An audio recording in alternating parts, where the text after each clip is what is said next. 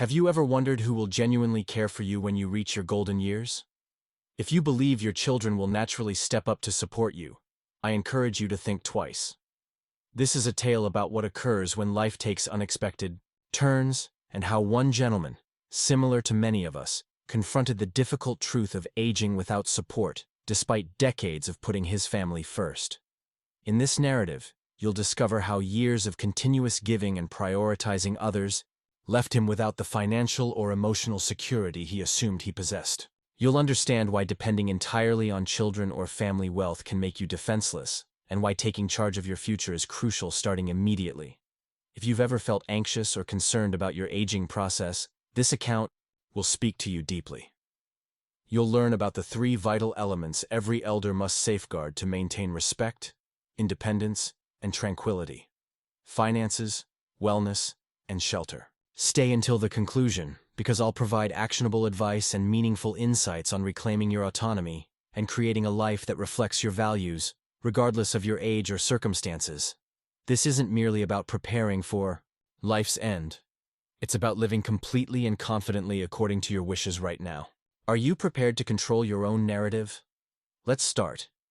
If you haven't subscribed yet, please do so and turn on notifications so you won't miss future content. Your engagement matters greatly to me, and if this video helps you, please support me by liking and sharing it. If you appreciate this topic, comment 1. If not, comment 0 to help me understand how to create better content for you. Now, let's begin. My spouse Margaret had always been a cornerstone in our neighborhood. She spent many years working at the regional municipal office, and even after retirement, she remained actively engaged, organizing local gatherings, volunteering at the community center, and participating in the parish singing group. For 10 years following her death, I made sure to get morning sunshine daily and continued with the community choir myself. I genuinely thought I was healthier than most people in our Detroit area neighborhood. However, recently everything shifted dramatically. I experienced a heart rhythm problem that shook me completely. Suddenly, I found myself going between hospitals, countless blood examinations, heart tests, medical appointments, and stacks of forms.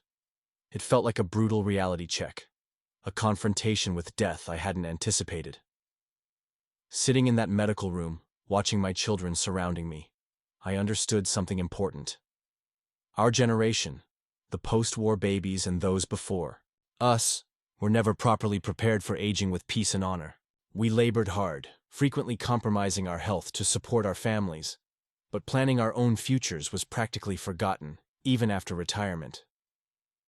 That evening, I stayed awake, troubled by the physician's statements, my children's concerned expressions, the sterile medical setting, and a worn photograph of Margaret smiling at me from the nightstand. Then, a neighbor's words echoed in my thoughts.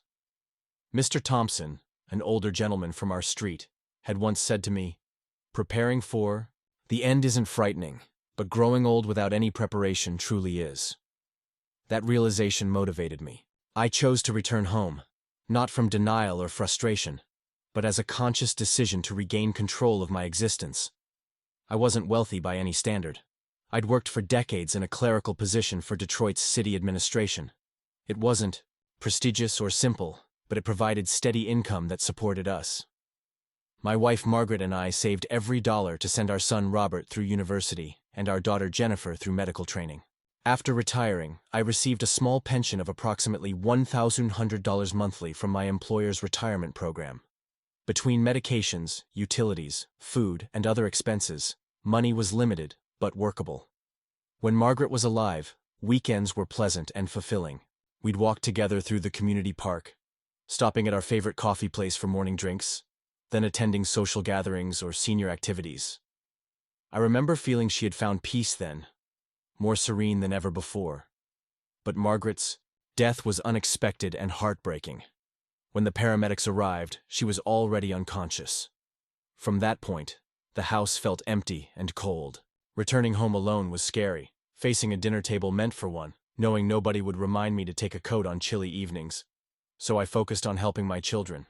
When Robert married and needed assistance with a house down payment, he contacted me immediately. I took $6,000 from my savings and sent it to him. Their house wasn't large, just a small 2-bedroom in a Detroit suburb. But it was theirs, an achievement I was proud to support. Jennifer, my daughter, left her job after marriage to care for her young son. Most financial pressure fell on her and her husband. One day she called asking for help buying a vehicle so she could transport their son to school. I sent the money right away. Later, when she faced emotional difficulties, I paid for after-school care and counseling for my grandson. When my granddaughter wanted art lessons, I gladly helped. When she asked to continue music classes, I agreed, without hesitation. That summer, when Jennifer wanted her children in a language program, I said yes again. Whenever my granddaughter became ill, I took her to a trusted holistic clinic downtown and covered her treatment. I never once asked Jennifer to worry about costs. Initially, I felt deep satisfaction, a father's happiness in providing and being needed. It proved I was still valuable, still part of their lives.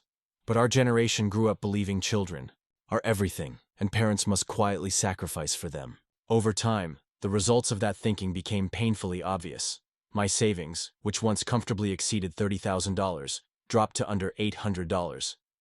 I'll never forget standing at the bank window, hearing the clerk quietly say, "Mr. Williams, your current balance is $750. For a moment, my mind went empty. It was a sobering wake-up call. In today's world, where unexpected medical crises can drain resources quickly, $750 wouldn't cover even 1 month's expenses in many situations. I had never seriously thought about saving for myself. Every time my children called needing help, I felt unable to refuse. I told myself I was old enough to handle more difficulty, but I was mistaken. I forgot that health is delicate, that time doesn't wait, and I forgot a painful truth. If I became sick, nobody could be more dependable than myself. I only truly understood this when illness found me. No matter how much care you give others, it's never certain they will care for you in return. That morning, like usual, I was getting ready for my regular walk around the local park. But the moment I put on my shoes, a sharp pain hit my chest, like a heavy weight pressing down, and I couldn't breathe. I grabbed the door frame and bent down, my shirt drenched with perspiration. Fortunately, my neighbor Grace was walking by and noticed my pale appearance. She immediately called emergency services, and an ambulance rushed me to a hospital near downtown Detroit. Dr. Martinez, the heart specialist on duty, diagnosed me with irregular heartbeat and mild fluid loss. Thankfully, I'd arrived early enough that I wasn't in serious danger, but I needed hospital monitoring, heart tests, blood work, and observation. When word spread, my children gathered in my hospital room. Robert, Jennifer, and their spouses sat around me, the atmosphere heavy and strained like a cold winter morning. Robert frowned as he looked through my medical records and said, "Dad, with this condition, living alone isn't safe anymore. Honestly, you should move into an assisted living facility." "That's right," Jennifer added. "They have nurses available around the clock, provide meals, laundry service, and companions to keep you company so you won't be isolated." My daughter-in-law Patricia quietly agreed. "Our house isn't far. We'll visit on weekends and help however we can."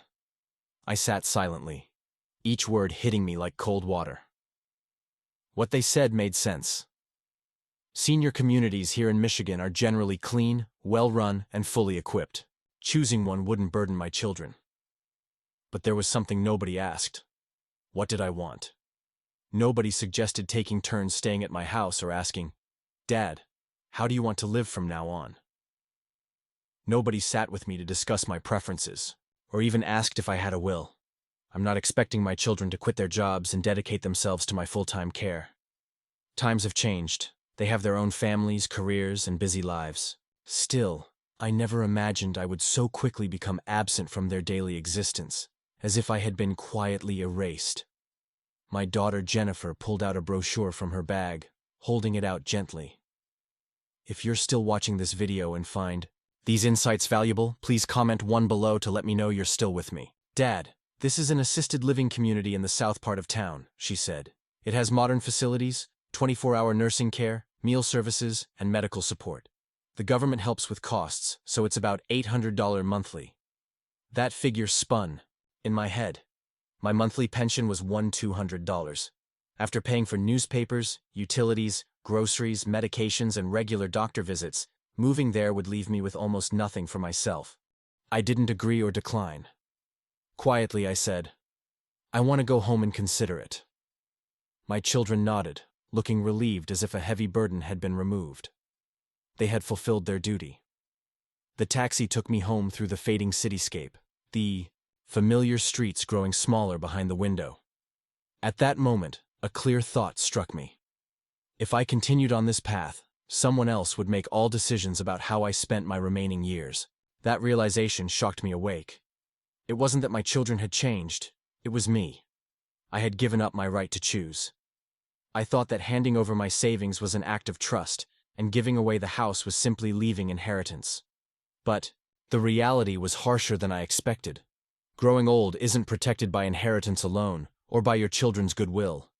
True peace in later years comes only from protecting yourself with your own efforts. I decided then and there. From now on, I would protect my life. After returning from the hospital, I spent the entire day organizing my belongings. I cleared away what was no longer needed, but more importantly, I cleared my mind. That night, I picked up the phone and called a familiar number. "James Patterson here," a calm voice answered. James had worked as a legal clerk in Michigan for decades. After retiring, he offered free legal advice and taught community classes on wills, trusts, and elder law.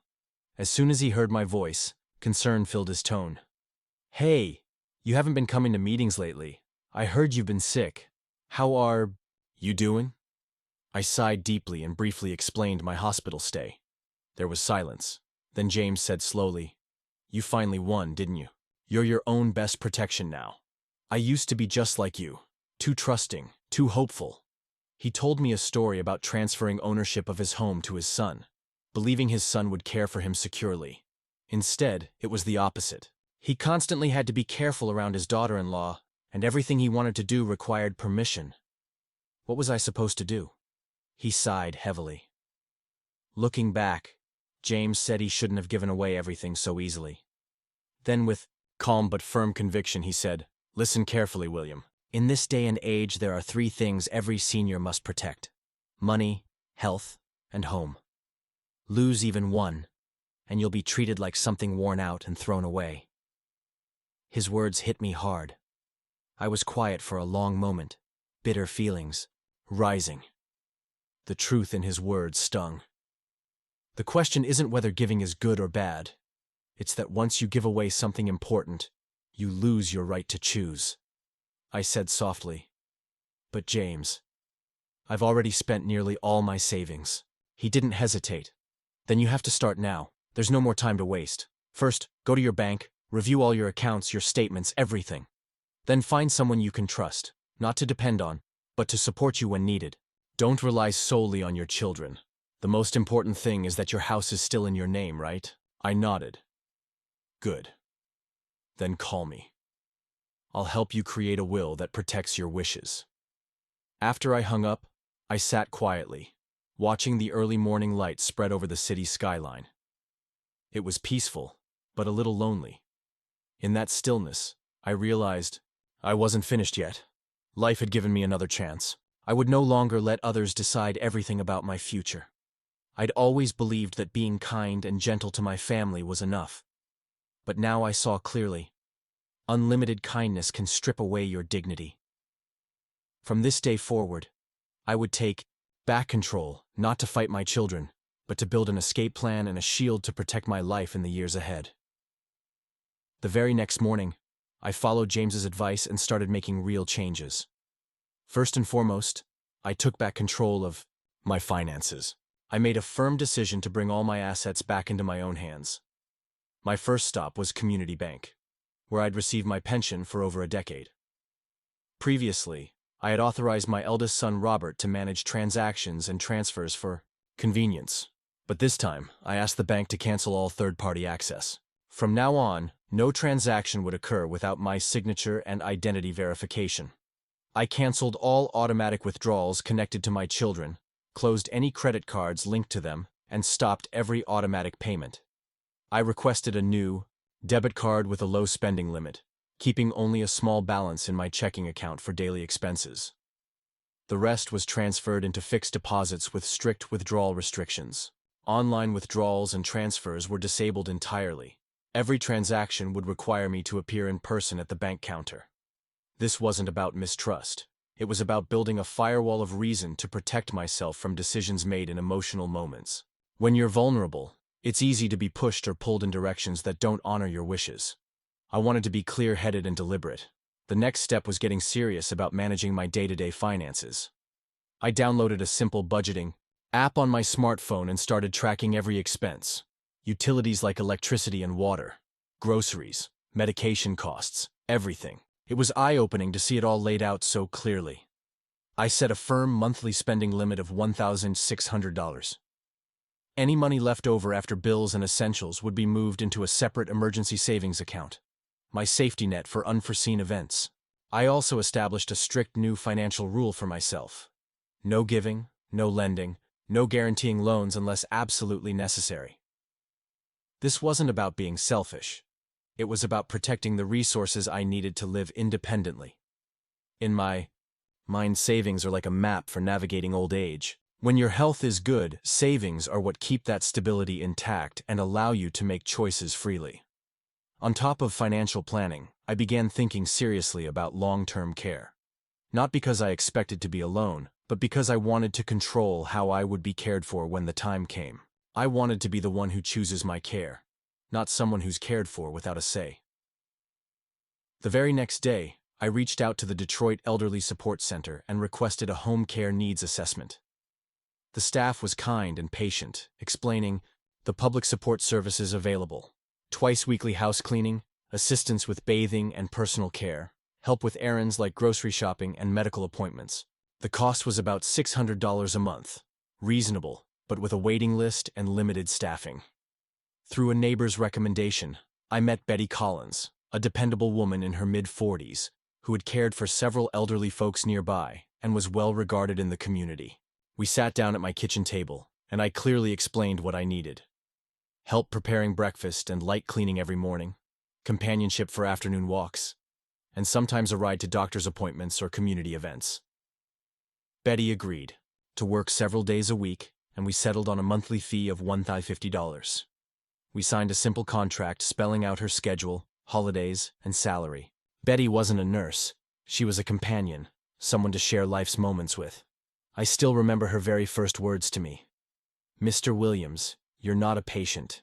You've got plenty of reasons to live." Those words gently melted the cold shell around my heart. I felt alive again. I wanted to live with dignity, with purpose. I learned that protecting dignity in old age requires 3 key elements. First, setting legal boundaries. This house, the home my wife Margaret and I built over decades, is my sanctuary. I will not be sent off to a nursing home and treated like a stranger in a place I don't belong. Second, money is self-determination. You don't need to live extravagantly, but having enough to live without relying on others' goodwill is the bare minimum. And third, health is the last fortress of freedom. Even as your body weakens, the right to choose how you live, where you go, and who you see must remain intact. James came to my house a few days later and helped me draft a formal will. We spelled out 3 conditions, signed everything, and even video recorded the signing as proof. If you're still watching this video and find these lessons useful, please comment 2 below to let me know you're still here with me. Then I submitted all the paperwork to the county clerk's office to make it official. After all that was done, I sat on my porch with a hot cup of tea. Morning sunlight streamed softly through the trees, illuminating quiet neighbors walking on the sidewalk below. For the first time in years, I felt a calm clarity and a warm sense of peace. For 10 years, I tried to protect my family's peace through silent sacrifice, never realizing that what truly needed protection was my own confidence and worth, the foundation to live fully. That confidence isn't something children hand down. It's reclaimed with every decision and action you take for yourself. From today forward, I decided I would live life on my terms. The first few weeks after settling into this new rhythm, I was busier than ever. Betty arrives every morning at exactly 7 a.m. She prepares breakfast, checks my blood pressure, and tidies up around the house. Her movements are swift and careful, and though she says little, she's keenly attuned to my moods, something rare in a caregiver. At noon, she cooks simple, nourishing meals. I eat well and naturally feel ready for a nap afterward. In the afternoons, we take walks in the nearby park or attend gentle stretching classes at the senior center. At first, I worried that having someone around every day might feel intrusive or unsettling, but the opposite happened. Betty doesn't nag or push me to eat more or go to bed earlier. She simply stays by my side quietly, like a close friend.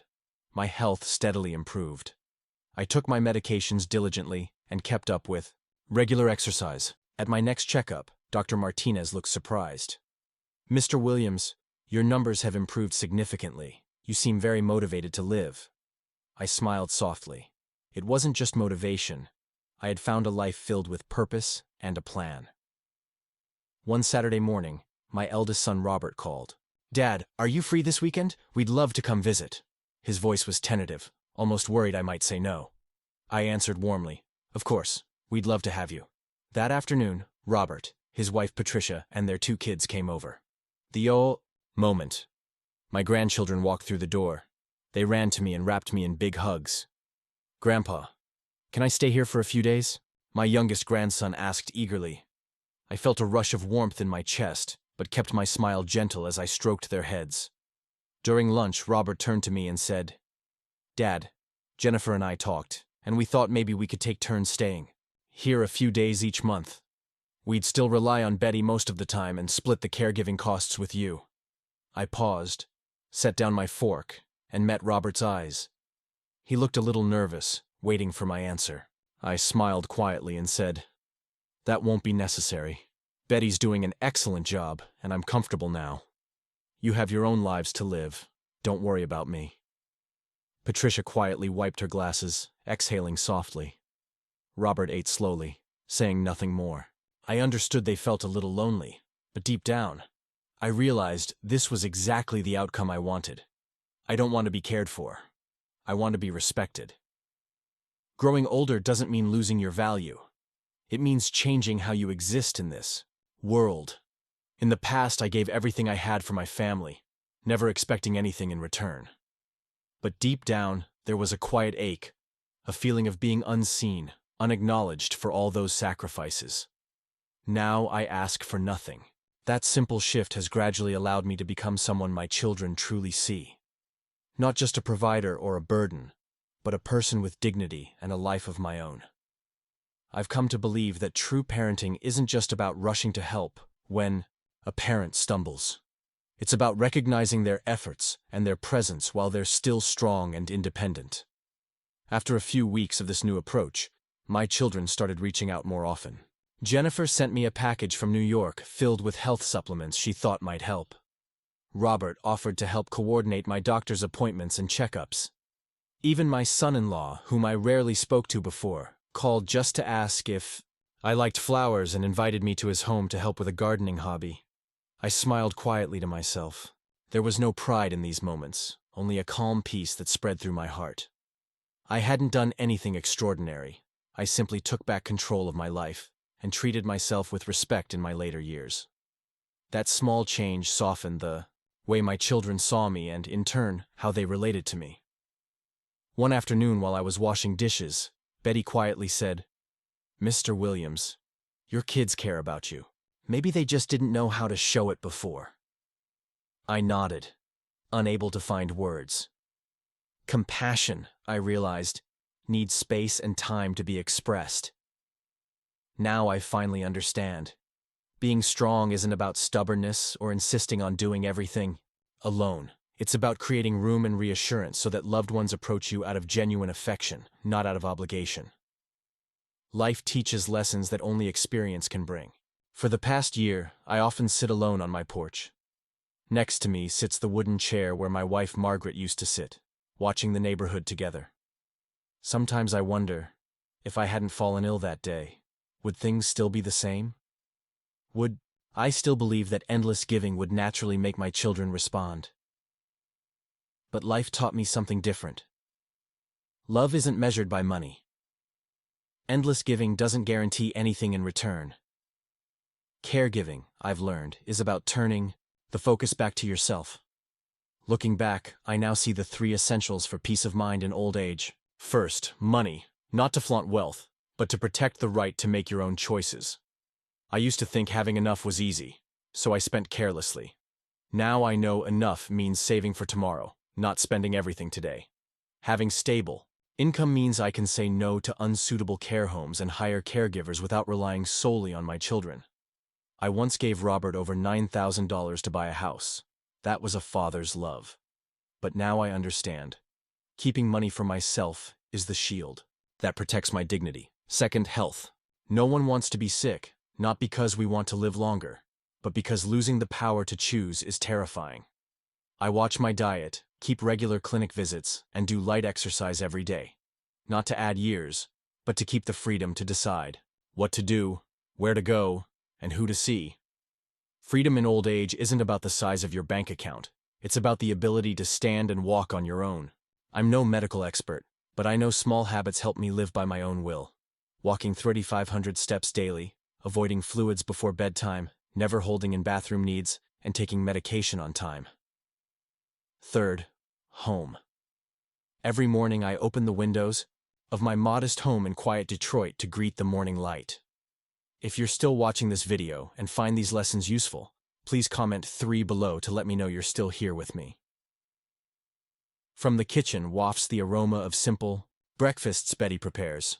Chicken soup, white rice, scrambled eggs. In the living room, the scent of white daisies I tend fills the air. Outside, neighbors pass by with soft greetings of, "Good morning." I no longer long for daily visits from my children. I'm no longer hurt by past coldness. Our current relationship is natural, easy, and grounded in mutual respect. Sometimes grandchildren stay over during school breaks. We stroll to the nearby park, play basketball, wander around the pond, and enjoy traditional snacks and iced tea at a small cafe. One day, a grandchild asked, "Grandpa, don't you get lonely being by yourself?" I laughed and said, "Not at all. I'm busy reading books, exercising, and playing checkers with friends. I don't have time to be lonely." Maybe they don't quite understand yet, but those words come from a long journey. I never regretted sacrificing for my children. But more than that, I'm grateful I woke up halfway through and reclaimed part of myself. That part is dignity, above all else. For our post-war generation, honor and dignity aren't shouted from rooftops. They're quietly protected.